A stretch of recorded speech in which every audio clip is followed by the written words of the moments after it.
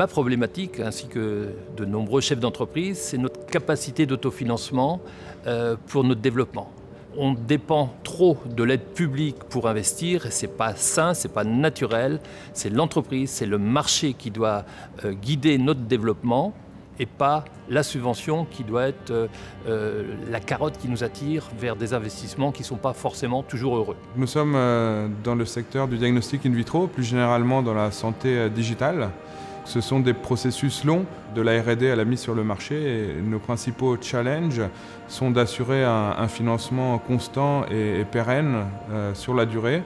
Et donc un des facteurs limitants aujourd'hui, c'est les ressources. Avec plus de ressources, plus de financement, plus de capitalisation, on pourrait se développer plus rapidement et on pourrait atteindre plus facilement le seuil critique pour être compétitif à niveau international. Le problème qu'on rencontre quand on est avocat ou juriste, c'est l'inflation législative, un nombre de lois très important, avec des lois de plus en plus volumineuses qui rendent complexe l'appréhension de la règle et qui sont des freins à l'activité.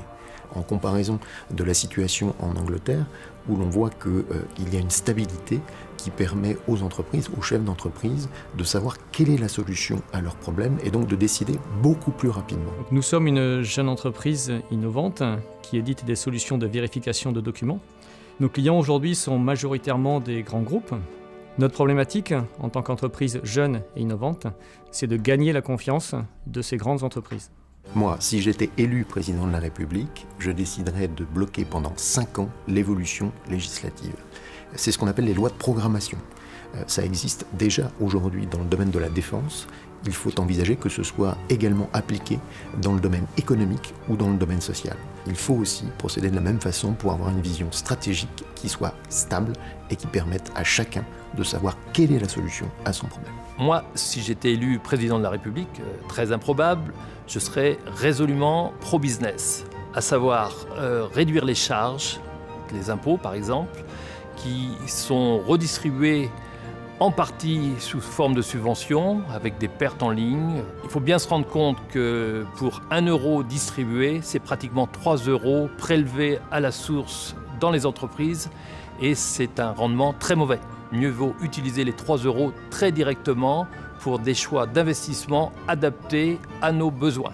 Moi, si j'étais élu président de la République, je porterais une attention particulière à tous les facteurs qui font effet de levier sur la croissance, les facteurs de l'innovation et de la connaissance.